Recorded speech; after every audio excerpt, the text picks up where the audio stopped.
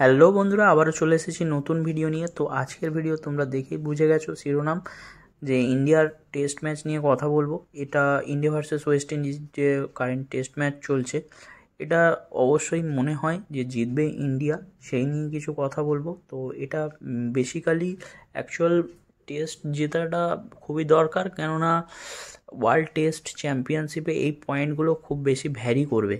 এখানে মানে ওয়েস্ট ইন্ডিজের মতন এখন যে অবস্থা যে টিমের, সেই টিমের কাছে কোনো ম্যাচই 1 পয়েন্টও লস করা চলবে না। তো সেই সূত্রে এখন এই ম্যাচগুলো জিততে হবে।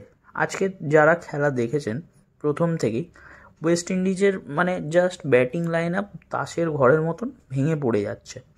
গল্পের শুরু সেখান থেকে। চতুর্থ দিন কি খেলার শেষ দিন হবে, নাকি 97 রানেই 8 উইকেট পড়বে? ক্যাম্পবেল আর হোপের অসম্ভব লড়াই।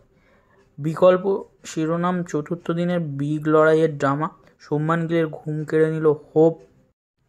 ইন্ডিয়া ওয়েস্ট ইন্ডিজ ম্যাচ টেস্টে এমন একটা ড্রামা দেখতে পাবো কেউ ভাবেনি। সিরিজের দ্বিতীয় দিনে বিরাট রান করে ভারত এগিয়ে, কিন্তু হঠাৎ খেলার মোড় ঘুরিয়ে দিলেন জন ক্যাম্পবেল আর শাই হোপ। কালকের দিনের চতুর্থ দিন, ভারত এখন মোটামুটি চাপের দিকে কি পড়তে চলেছে পয়েন্ট নষ্টের জন্য?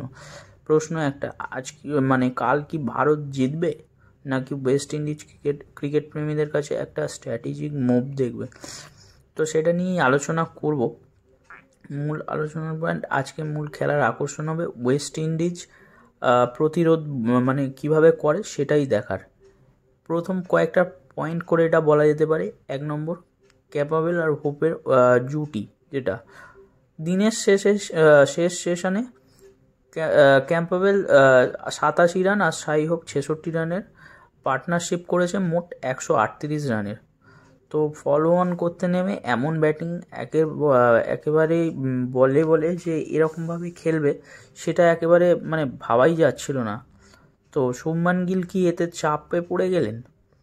কিন্তু দেখে তো সেরকম মনে হচ্ছে না। লাস্টের দিকে মানে ওয়েস্ট ইন্ডিজ যে এত ভালো একটা কামব্যাক করতে পারে সেরকম একটা আশা জাগাচ্ছে, সেটাই একটা বড় কথা। তো দেখা যাক, তার জন্য কালকে চতুর্থ দিনের ম্যাচটা ভালো করে দেখতে হবে। যদি দেখা যায় 3টে সেশনের মধ্যে প্রথম সেশনে উইকেট পড়ছে, তো সেক্ষেত্রে মনে হয় না ওয়েস্ট ইন্ডিজ খুব একটা বেশি দাঁড়াতে পারবে, কেননা অলরেডি যতই ভালো খেলুক 2টো উইকেট পড়ে গেছে।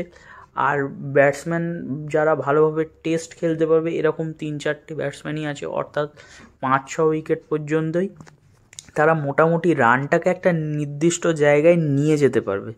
বাট তারপরে কি হবে, সেই টার্গেট কত হবে, কতই বা হবে? হাইয়েস্ট 100 রান আরও টার্গেট দিল, বা 100 রান টার্গেট দিতে গেলেও ওয়েস্ট ইন্ডিজকে আরও 200 রান করতে হবে। 300 রান করলে 200 টার্গেট পাবে ইন্ডিয়া, কিংবা আরও যদি 400 রান করে তাও 300।